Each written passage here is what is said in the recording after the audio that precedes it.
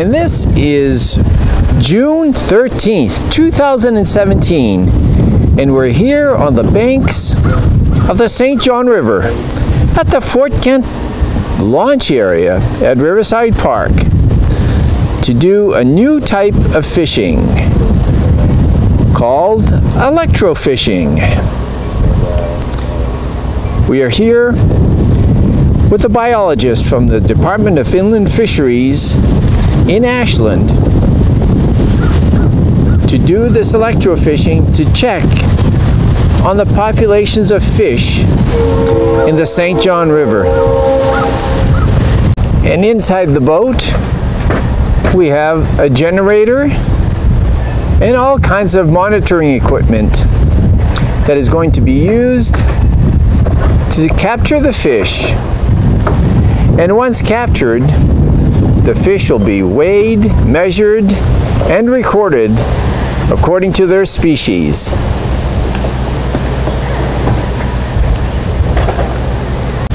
But today at the Fish River, we're at the boat launch area in Fort Kent. We're going to be on the St. John River, and here with me is Jeremiah Wood. And Jeremiah, I'm a fisheries biologist for Inland Fisheries and Wildlife. Are you covering this whole area? Or? Yes, there are 3 of us biologists that work out of the Ashland headquarters, and we cover essentially most of northern Maine. All of the Fish River chain and the Allagash and the Aroostook River drainage. So today you're here in the Fort Kent area? Absolutely. We've been spending some time in Fort Kent working on the St. John River for the last 4 years now. Usually about this time of year in June, and we're out here trying to get a better understanding of the muskie and smallmouth bass population, primarily smallmouth bass right now. They're new species that only been in the river for about 10-15 years. The population is expanding and spreading out, so we're trying to learn more about that. So the bass and the muskies, they're a recent introduction, I guess, into this area. Yeah, the muskies, recent depending on what your interpretation of recent, or what type of time scale you want to think about. Muskies showed up in the early 1970s in the upper St. John River. They were stocked in Quebec without our knowledge, and they moved their way down the river, and over the course of the next few decades they spread out throughout the entire St. John River system. Now, how fast do they expand their territory? Do they seem to go so many miles a year? Is that it, or it's really hard to make a general statement about that. Yeah. Usually they have the ability to move very long distances in short periods of time, but it all depends on the habitat that's there. If the habitat isn't suitable and the fish are very high density, they're more likely to move into different areas to look for better habitat. Is there competition that is between the fish that were already in the St. John, things like minnows and roach trout for that matter? Is there competition between the species? There is some competition with muskies. What we see more is predation. So the issue with muskies is they feed and they eat a lot of fish. So we don't have a lot of historical data, which is why we're trying to make a good effort now to collect baseline data so that 20-30 years down the road somebody will be able to look back and have something to compare our fisheries to. So, however, based on talking with a lot of the old timers and people who used to fish the upper St. John, we've learned and we've heard for many years that there were a lot of 2-pound brook trout, a lot of nice big brook trout, a very good trout fishery in the upper St. John. And now what we've seen since the muskies have become established is those larger brook trout are very hard to find. They're almost non-existent. There are still small trout in the St. John, but they're moving in from the tributaries and trying to get away from the muskies as best they can. Yeah. But today you're here in Fort Kent and you brought in a whole bunch of equipment. I looked in your boat a few minutes ago, and there's... Tell me what you're going to be doing here today. Okay, we have a 16-foot flat bottom electro fishing boat. This is one of the only ones of its kind in the state. We took this up from Augusta, and this boat is designed to catch fish. So It's powered by a 20-horse Yamaha motor, and then we have a generator. You might wonder why a 3,800 watt generator is sitting in the boat. Right, I mean, that's a good question. I'm sure it doesn't power the boat. No, the generator is producing electricity and running it through this box. And this old box is actually about a $10,000 piece of equipment. And what this does is converts the electricity from the form it takes in the generator to the form of electricity that will attract fish. And so from this box, we have electricity running to these booms. And what you're going to see when we're on the river is these booms are going to swing out and be in front of the boat. And there's going to be danglers coming down off of the booms. And that electricity in the water, fish are going to be drawn to those booms. The fish are actually drawn to the electricity? Yes. And when the fish get close to this, they turn sideways and then we scoop them up with a net. Are they actually harmed in the process, or are they just kind of stunned? They're just stunned. They're just stunned. Yeah. And then we put them in a tub of water in the boat, and when we have enough fish, we come into shore and we collect the data on them and we release them back into the river. Now, are the fish harmed at all by this whole process? Well, they might be a little bit annoyed by us. Annoyed more at the idea of being caught. but actually, they're really unharmed. Right, yeah. They'll slow down a little bit. They probably won't feed for a little while. But they swim right off. We've actually, right here in town, we've caught fish on one shore of the river, released them, and 15 minutes later, gone and found them on the opposite shore. So they move around pretty quick once they come back to, yeah.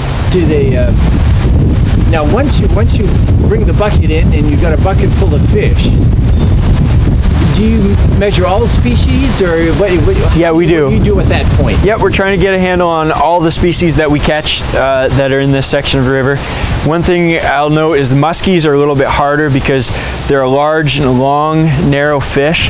And the way they feel the electricity, this form of electricity, they can feel it from a long distance. So usually they'll scoot away and get away from us. The bass are much easier to catch. So we may get a muskie, we may not, but this is probably not the best method to tell exactly how many muskies are in this stretch of river. Now, how far does the electric signal, that tracks the fish, how far does it travel? Well, there are a lot of factors involved with that. The main one is what we call the conductivity of the water. So the more dissolved solids that are in the water, the easier it is for electricity to be transported through the water. We're talking about 5 to 6 feet on average. 5 to 6 feet. So you've got to be fairly close to the fish. You do, yeah, and it's kind of an art form here in the river. And you're gonna notice we're gonna struggle today because of the low water. When the water's right, you're mainly trying to herd the fish and crowd them into certain areas where you can catch them, because if you just went up and down, they would scatter and it would be hard to get them. Now, this will sound almost silly, but you're in an aluminum boat that conducts electricity. You're putting electricity in the water. Do you have to protect yourself in the boat? As long as we don't touch the water, we're safe. Okay. But one of the big safety things that we tell everybody is never stick your hand in the water while the current is. I don't understand fully. I've had a bunch of training on it. It's very hard to really understand exactly how it works. It's kind of like I don't do much welding, but I wonder why you don't get shocked when you're running all that electricity through a welder. So yeah, there are a few safety concerns, but in general, as long as you're not touching the water and we've all got rubber boots on, we're not creating any type of ground through our bodies, we're safe. Well, great. Can't wait to get out there and see what you come up with. Sounds good. Might learn some good ways of how to catch fish now. All right, let's launch the boat. As you can see, the boat is being launched, or is about to be launched, into the St. John River, here at the mouth of the Fish River, at the boat launch area at Riverside Park in Fort Kent. What we're looking at now is the town of Clare, New Brunswick.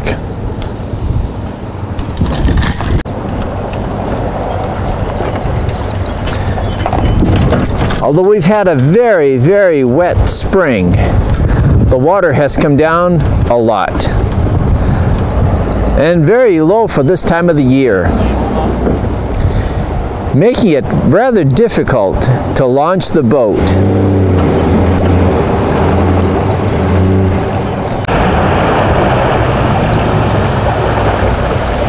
As you can see, it's very, very shallow.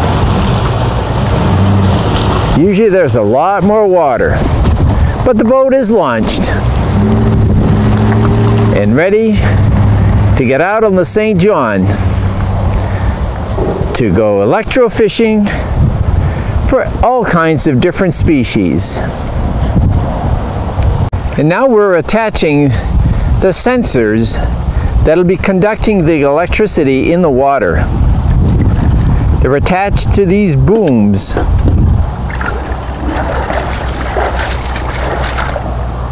That is attached to the boat and connected to the generator.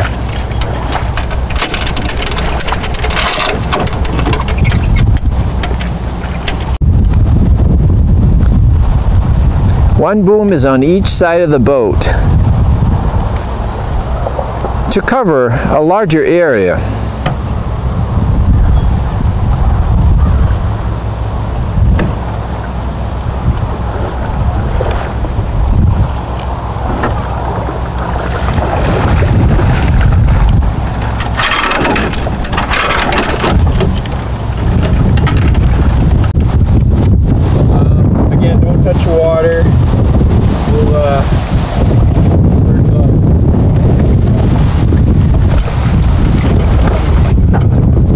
As you can see, the connections are made to the wires. A couple of tips. And now we're getting ready. And try not to cross that line if you can. Get these guys trained up to where they're professionals, right? So now we're going to get out in the water.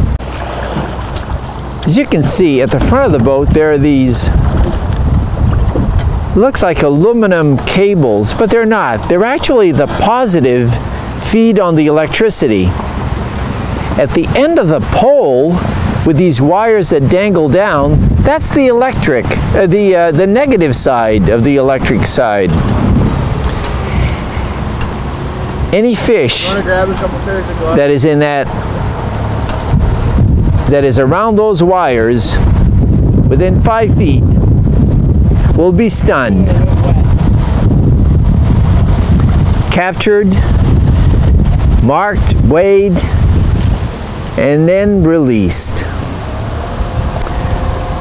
They're actually going to be going up above the mouth of the Fish River, and then we'll be coming down looking for deeper areas of water. The water is just so shallow at this time of the year, making it a little more difficult to maneuver around.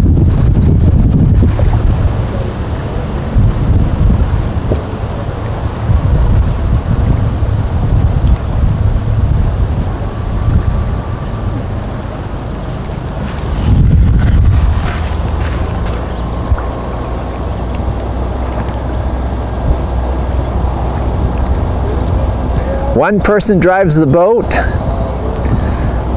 the second manages the electrical currents in the water, and the third one will actually net the fish.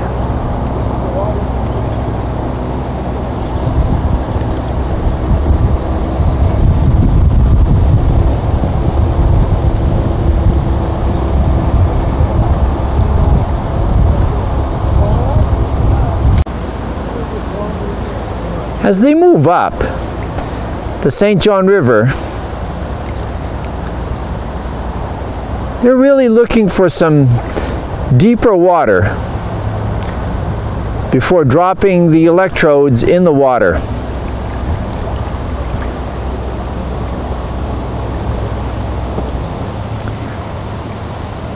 We're actually here at the mouth of the Fish River on the St. John. The bridge that we see in the background is the bridge that goes from Fort Kent to Clare.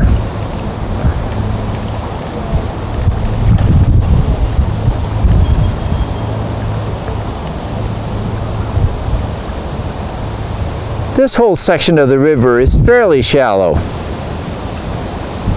As you can see, some of the water, some of the rocks are actually coming out or sticking out of the water.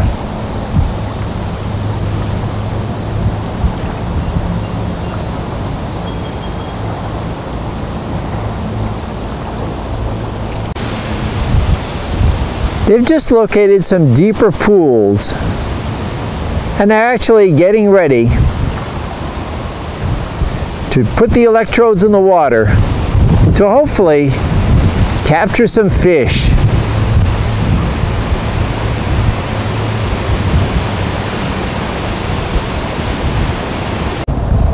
As you can see, the electric arms are down in the water.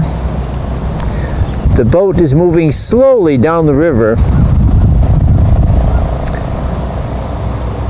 And somebody's at the front with a net. So there's a possibility of finding fish.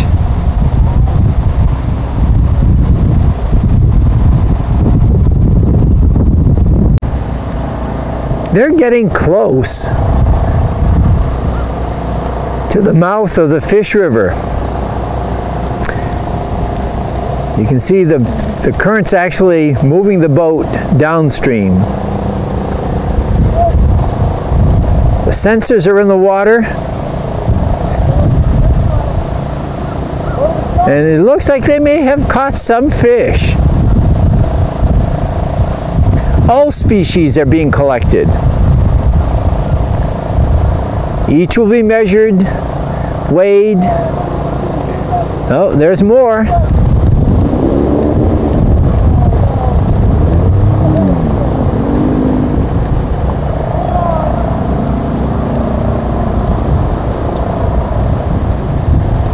Ah, we lost one fish, making another pass.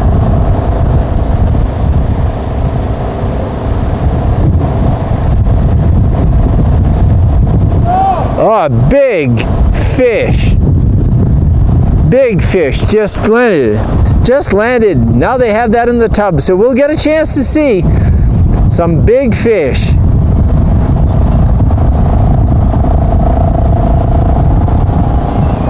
You can see how shallow the water is. The rock between here and the boat is just sticking out in the current of the Fish River.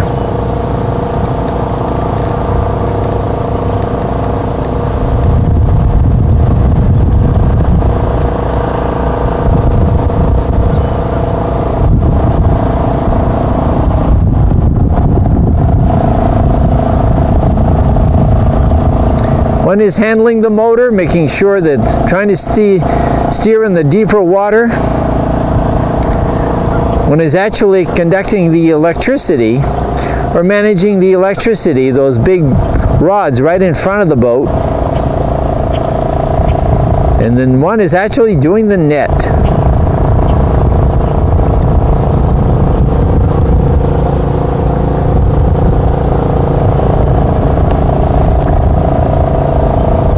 They're maneuvering the boat around places that fish normally hide, like behind rocks. Ah, here we have another fish.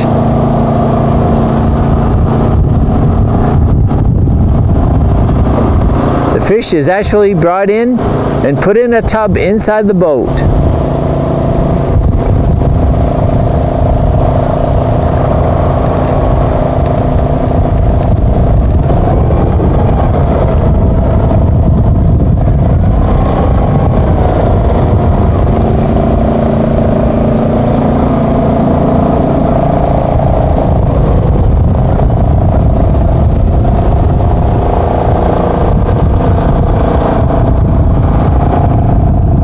They're going to try going up the Fish River.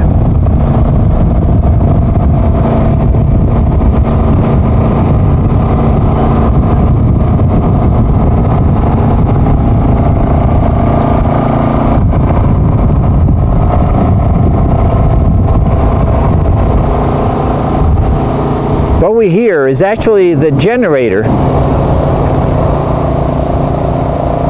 that is creating the electricity that goes into the water to stun the fish. If you notice, the wands, those booms in front of the boat, are where the electricity is actually going into the water. And the fish are actually being electrocuted, well, or stunned, right in front of the boat.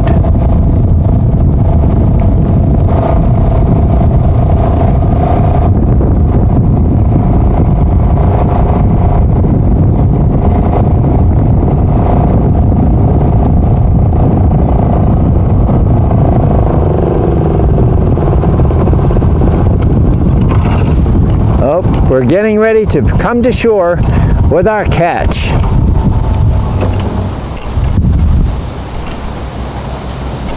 First we need to bring in the booms and then those steel cables which is actually the positive on the electrical current.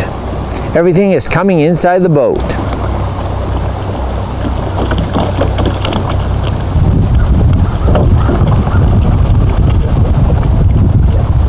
So how was the fishing? Pretty good. Well, the water level was quite low.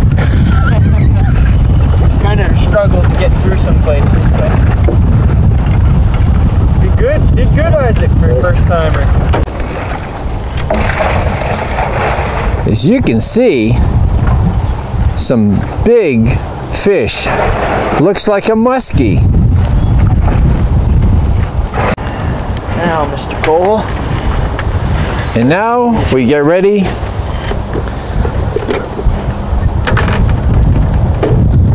to measure and weigh each fish and then release them into the river.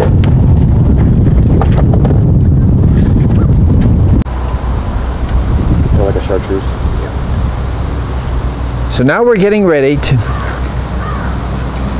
measure each fish and count the species.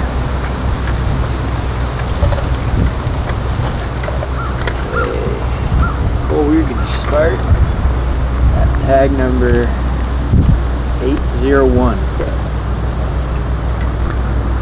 So these are called floy tags. These floy tags, they're a plastic T-bar anchor tag, and they are, these ones are kind of a chartreuse in color.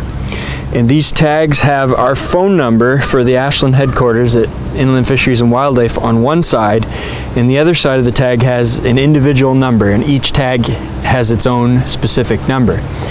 So we're going to put these into the fish. You put it, where in the fish do you put these? I'll show you. We put it just near the, for the bass, just between sort of the two, right in the center of the dorsal, where the dorsal fin, there's kind of two dorsal fins on a bass. We put it right in there, and so the tag kind of goes into the flesh, and as you start to pull it out, it anchors itself in there. And then when people catch these fish, the tag is pretty visible, and we hope that they will give us the information on where they caught the fish and which tag number it was and how big it was. So you're actually looking for the location of where they caught the fish, so that you know that they were captured here at the mouth of the Exactly. river. So we know where they were tagged, and if somebody catches one 5 miles upstream, we'll know that that fish has migrated. Yeah. All right. So we have a smallmouth bass. This fish is a little over 15 inches, 395 millimeters.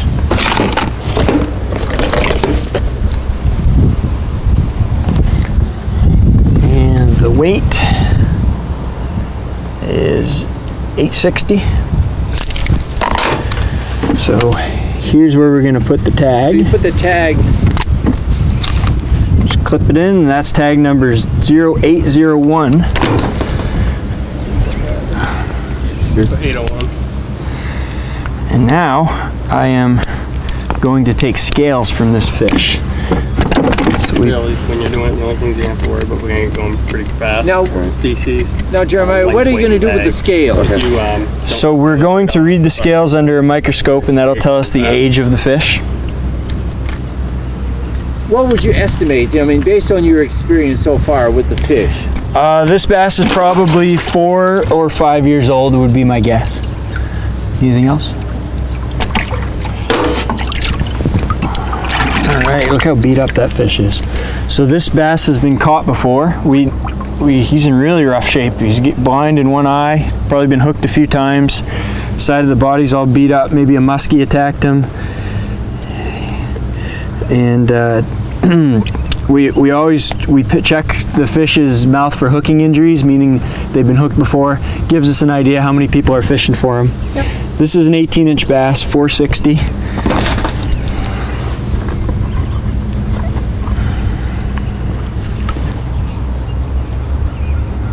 $13.60.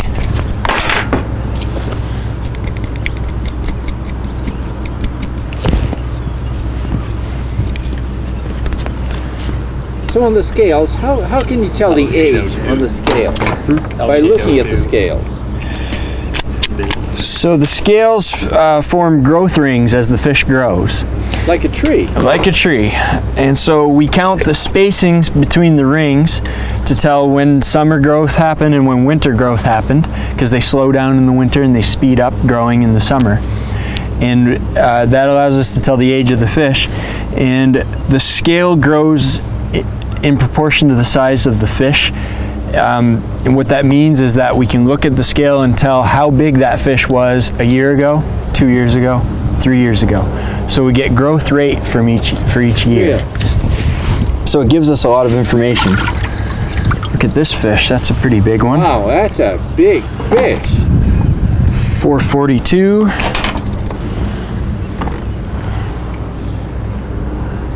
$13.40. How many inches? That is about 17 3/4. 17 3/4 inches. Now, do those tags ever fall out? Yes, they do. And so 803. So when I'm tagging these fish, I'm looking for scars from having a previous tag. We tagged 60 bass the other day, and we found 2 that had tags before that either they fell out or somebody took the tag out. In a river like this with the flows that fluctuate a lot, fish move around a lot, there's a lot of rocks to rub on, they naturally will tend to lose tags. This is a smaller fish. This one's probably 2 or 3 years old, I would guess.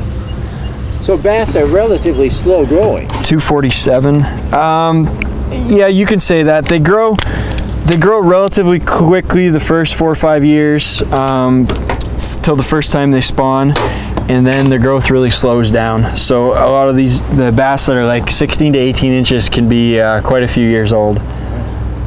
170. Now the scales, you're taking the scales, and I noticed they're being put in an envelope. Yes. So each tag is numbered, and then the scales are then matched to the information on the scale. And we know the length of that fish and its weight, and we'll know where it was caught, when it was caught. Smallmouth bass, 321. You know, it's interesting that there are so many bass now.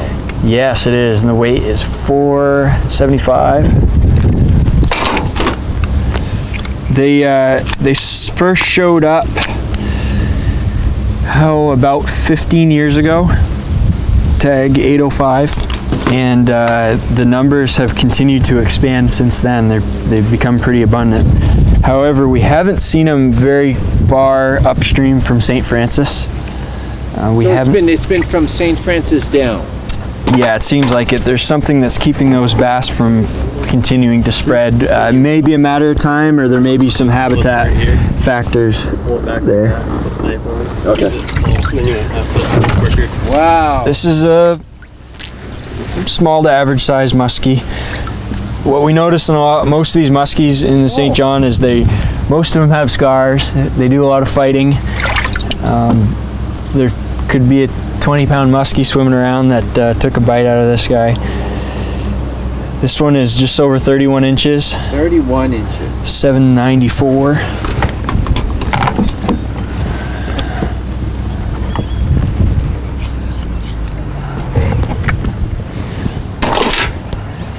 have a big scale for muskies.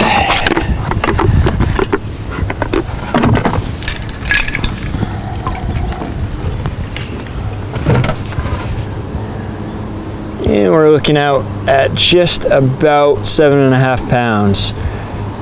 3,250.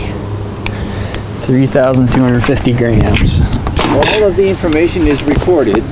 You see where we're sticking the muskie tag, that's, see the muskie, the dorsal fin is closer to the tail. Closer to the tail. And so this is where the tag's gonna go, right at the front of the dorsal fin. 806? Yeah, 806.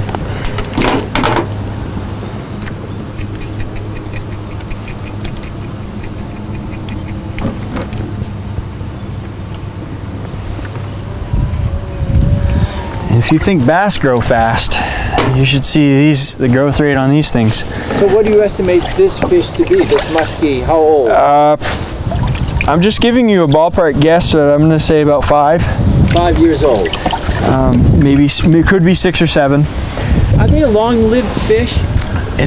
The ones we've seen here, I haven't seen them much over 15 years old. Some of those bigger 20 to 25 pound muskies can be older than that, but it seems like a lot of them top out about 12 to 15. Oh. And we have a brook trout. A brook trout. So this brookie was in the Fish River, and we caught it right at the mouth of the river.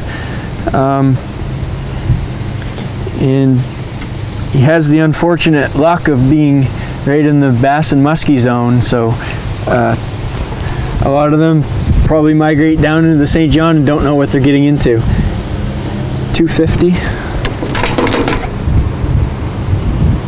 We're not going to tag this brook trout, but we will take scales. 135.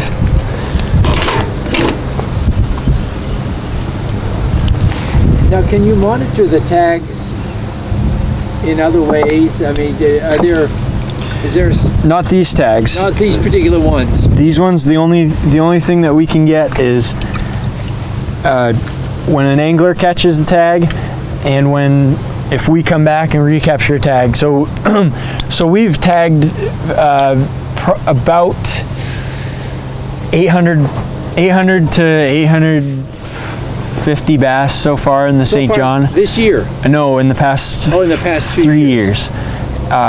So we will see a certain percentage of old tags that we've tagged last year, the year before that. And so we could follow up on them that way. But these tags, you have to see them in order to know the fish is there. We do occasionally have studies where we use radio tags, and with those tags, they send out a signal. They have a battery in them. They send a signal, and you can follow fish. You can follow them. I mean, you can hear the tag from a half mile away. Oh, really? Okay. All right, that's it for this batch of fish. So these are all the fish that you caught on this run. This run, that's correct. No minnows or anything. Did you guys see any? I saw one little one. Saw one little minnow.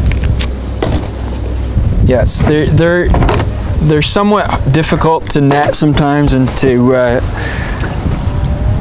get with the boat, but sometimes we'll go, if we get into some good shallow water we can get on the edge of, in the weeds and some cover, we'll see a lot of minnows. Today, with the water being as low as it is, it's hard for us to get into those areas. If we got some rain, we would be much more effective. So now where are you planning on releasing the fish? We'll release them right in here. You go right off the boat? Yeah.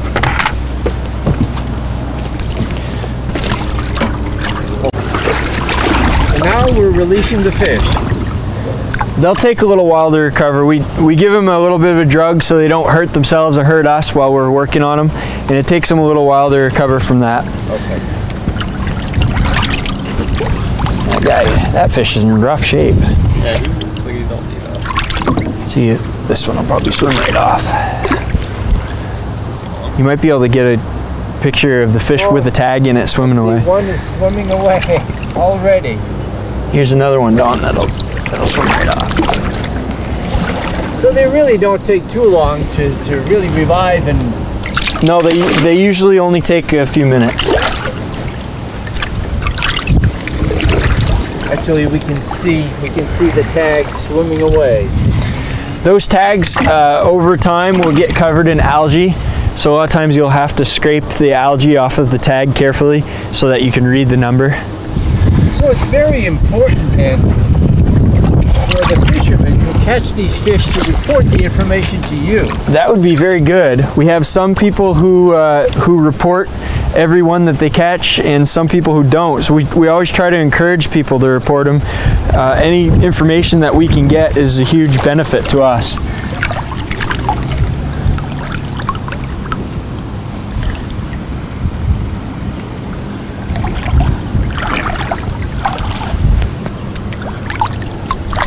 Yeah, I can see the brook trout. I can see the brook trout in the water here. It's finding its way back. Finding its way toward you. It knows where it's safe.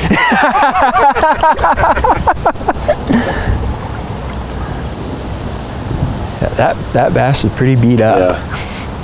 Been caught 4 or 5 times, and he's been spawning and been in fights. There goes the muskie.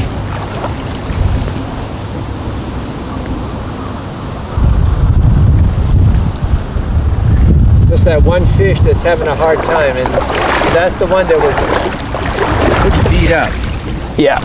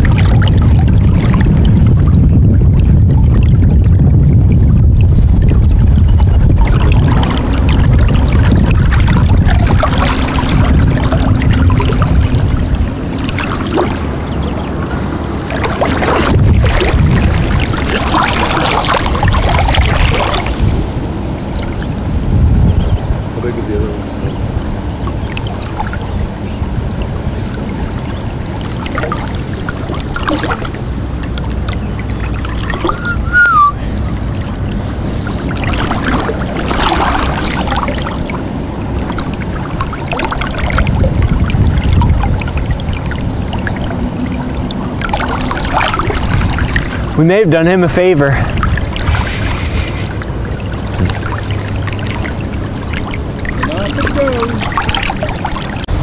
And this is what the tag that was inserted in the fish looks like.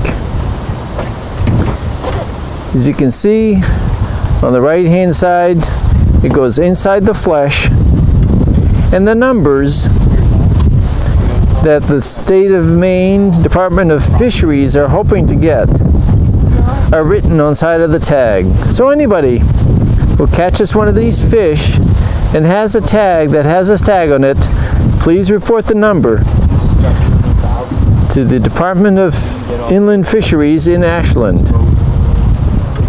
Come all the way down there.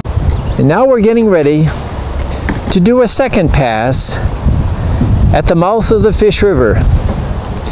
As you can see by the booms, they're all set up, ready to go, with the wires that conduct the electricity hanging down.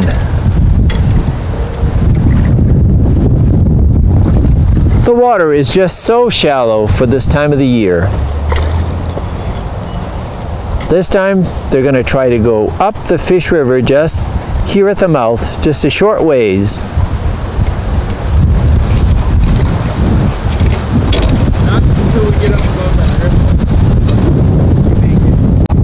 Trying to get the 16-foot boat up the shallow water into the mouth of the Fish River is proving to be quite a challenge.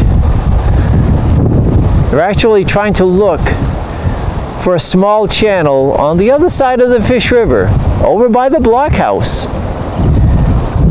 that goes into the interior of the Fish River. They're hoping to go check this area right around the small island.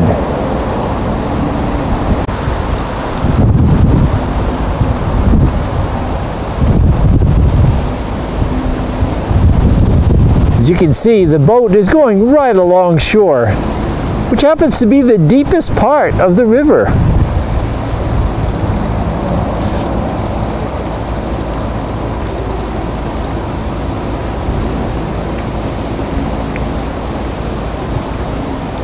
As they get close to the island,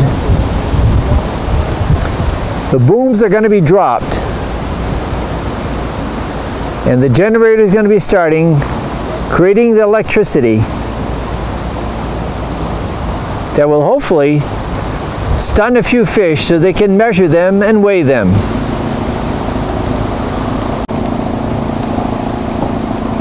They've started the generator and now getting ready to drop the booms in the water.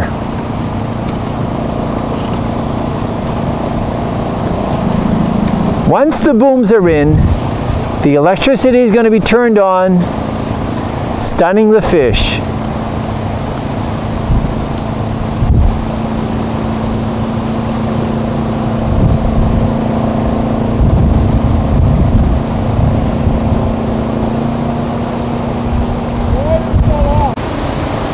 Actually moving slowly along the shoreline, trying to find some deeper pools where the fish are hiding, and hopefully they'll be able to collect and capture some samples.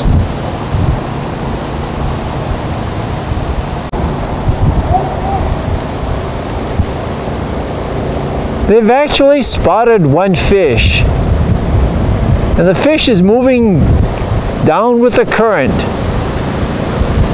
and they've caught the fish. It's now been netted. It'll be brought to shore to be examined and recorded.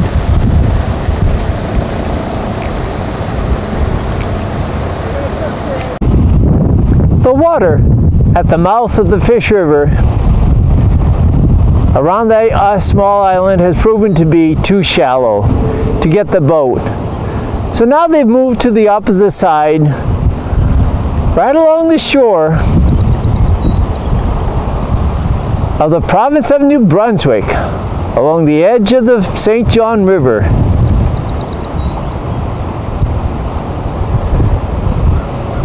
They're hoping to corral some of the fish into these small pools around the edge so that they can be collected, weighed, and measured.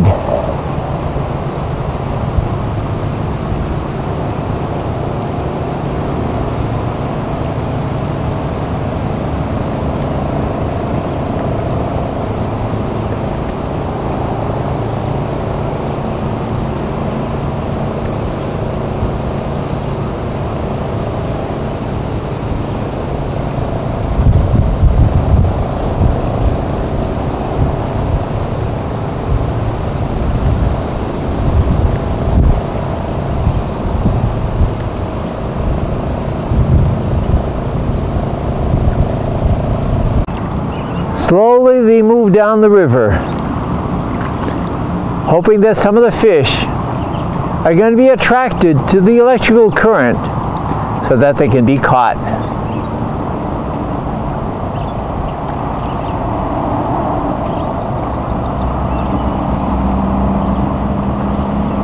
And here's one fish. They just caught one more fish. It's now going to be put into a tub on the boat and will be brought in for being measured, or to be measured.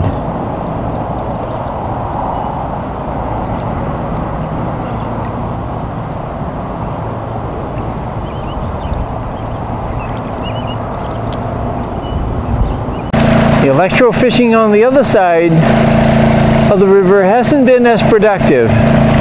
Now we're going to try this side of the river, the American side.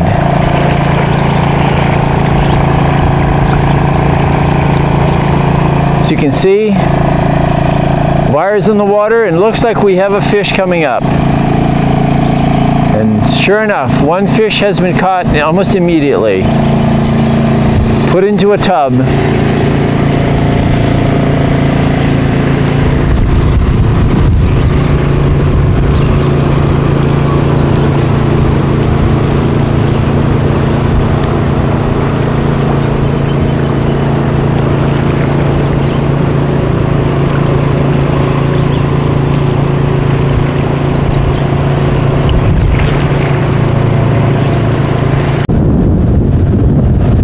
They're hoping to find some more fish right in this pool.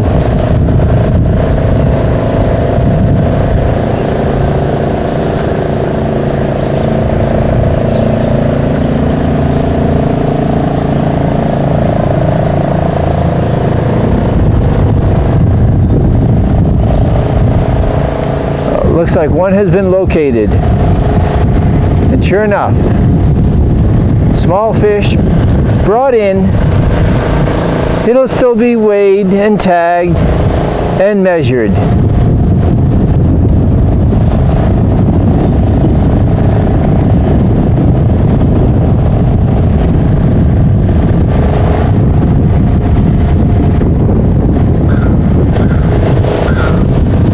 Another small fish.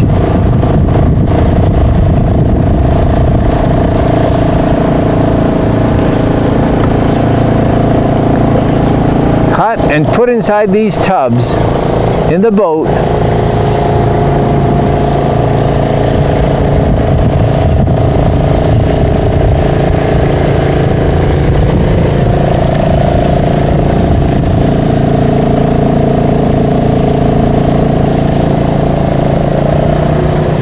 They're staying closer to shore. Since the electricity will only travel about 5 feet. It looks like they've given up and are going to bring it to shore now to measure and record the fish. And now this is our second run. Now Jeremiah, what were you looking for on this particular run? You went down on the opposite shore. There's more structure there or less structure? Yeah, there is. We're trying to sample a number of different habitats so we get an idea of where in general where the bass are and where the different other species of fish are. But for the most part, when we're trying to catch fish to tag, we're focusing on the areas that are 3 to 5 feet deep with rocks, and those bass usually hang out right next to a rock for cover, and they'll move in along the shoreline to spawn. So I think Cole's going to get a water temperature here shortly, and my guess is that we're just a little bit early for spawning, and the water's just still a little cool for those bass to start spawning, because usually we catch quite a few in that type of habitat. Now you're focusing on bass right now, I mean, at least as to... Yes, but you notice we did electrofishing here. I didn't expect to catch any bass here, but we wanted to make a run through here just to pick up a few different species and see what was here as well. And we keep track of the areas of the river that we electrofish on the data sheet, so we can kind of try to compare that from year to year. So you had good luck on this run? It wasn't great. Could have been a lot better, but with the water levels being what they are, we'll take what we can get. So here we have fall fish. These are very common up here, most of the lakes and rivers in northern Maine. A lot of people call them chubs, river chubs, white dace. I've heard them called by a million names. Some people even think they're whitefish. The common name of these guys is fall fish. Fall fish. And generally most people call them chubs. 292. We won't take scales on this, Isaac. We just take a length on those guys. Here's another fall fish, just smaller, 124. You don't have to write anything. Okay. Yeah, you're good. This is a white sucker. It's a small one, but the same sucker that gets to 18 to 20 inches in some of our lakes. 134. You did do a lot of different species on this one. We did. This is a little brook trout. Must have caught that up in the river. Yes. 164. We will take scales on this guy.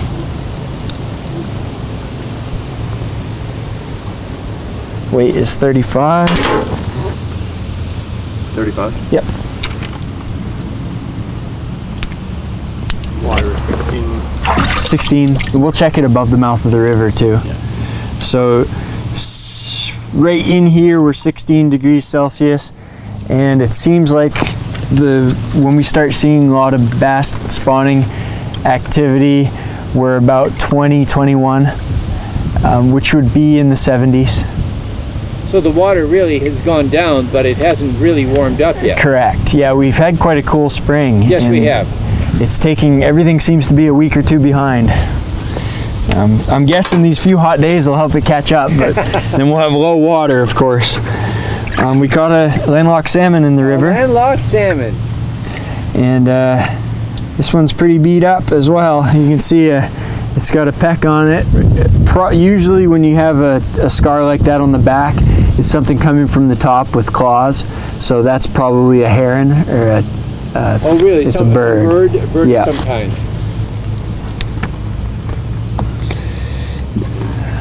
366 is the length.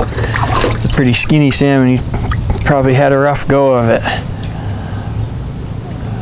325 is the weight. Now, where would you think that this was born, the salmon? Is it something that was actually spawned here in the river, or is it from the ponds or lakes? Yeah, it's unlikely. The river gets too hot for the most part. This, I would say was either a resident of some of the deeper pools in the Fish River or from Eagle Lake. A lot of times what we notice we have in the fall, we have salmon from Eagle Lake that will come down over the Fish River Falls and they'll spawn in the lower part of the river. Unfortunately now with the bass and muskies there, the little salmon fry that hatch out, most of them get eaten. So we don't see any reproduction. Down here occasionally we'll see a 6 to 8 inch salmon here and there, and we'll see a straggler like this. But there's really not a population anymore. They're just kind of drop downs from the river. Sometimes you'll find a spot in where there's a cold tributary of the St. John where a few salmon hang out, but there's really no population left. Is there a population above the falls? Yes. Yep. A good population of salmon. Yeah, the water does still get warm above the falls, but there's some really deep pools there, like there's Soldier Pond, and then there's above and below Soldier Pond, there's some deep water for them. All right, we got a muskie. There's some black spot on that. Wow. Light black spot. I've never seen that on a muskie. 515.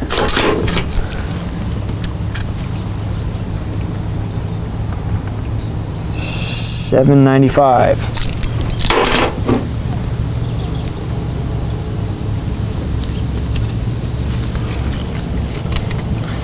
We'll put the tag in it. You know what's interesting, even this morning, this short 807. time, you've seen a variety of age groups as far as the muskies go. Yep, we have seen a couple of different ones. Smallmouth bass, 246.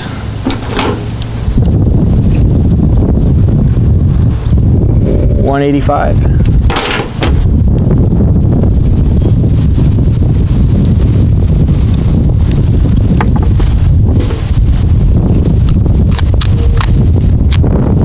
Tag 808.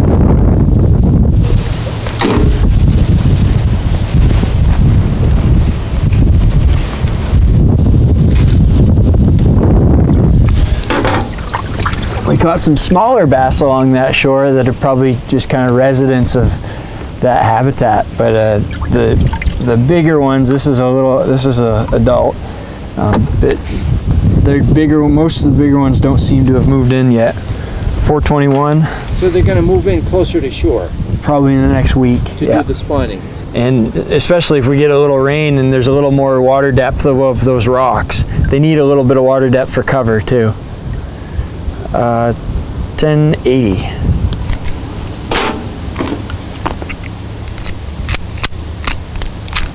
Tag applied, 809.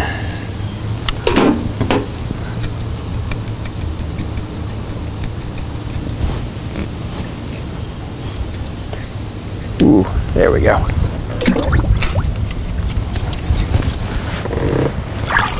It also, this electrofishing really gives us a good idea of what type of habitat these fish hang out in, and it gives us ideas of where we should go and target them to fish. Right. You notice when we went through here, there's no structure here. Not at all. There's not much going on. We caught a few minnows, a perch or two, and a couple of chubs. Yeah.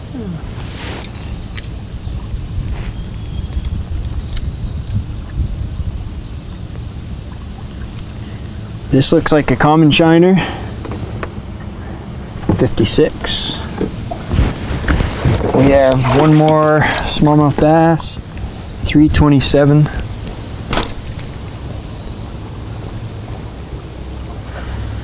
480. Oops. Tag number 810.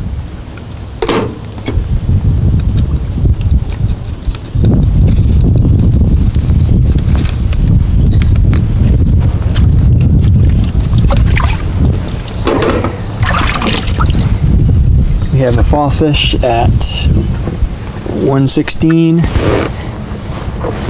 and a yellow perch at 120. That's it for this batch of fish. Unfortunately, I think that's all we can do here. You've gone around all of the the obvious places. Yeah, we can make another pass on all the places we went, but we're catch less than half of the fish that we caught. Usually when the water's right, we're good for 25 to 30 bass tagged here in a couple hours. So now it's a matter of packing up. Yeah.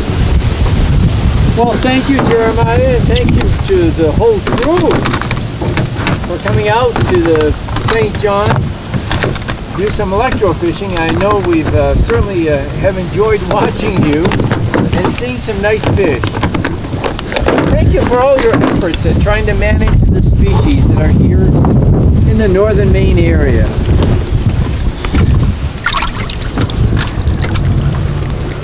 So the final thing is to release the fish.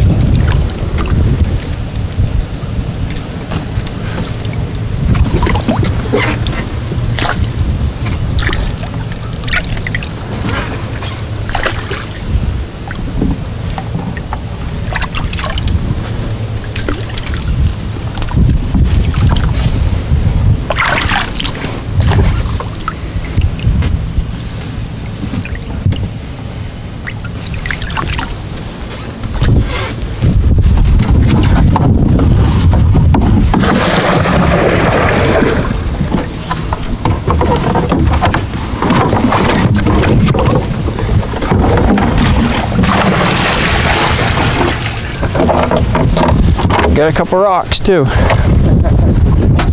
Well, thank you, Jeremiah. Thank you. Thank you to the Department of Inland Fisheries in Ashland for collecting fish data for the long-term management of our inland waters. A special thank you goes out to fisheries biologist Jeremiah Wood for showing us one of the methods of collecting information on our fish.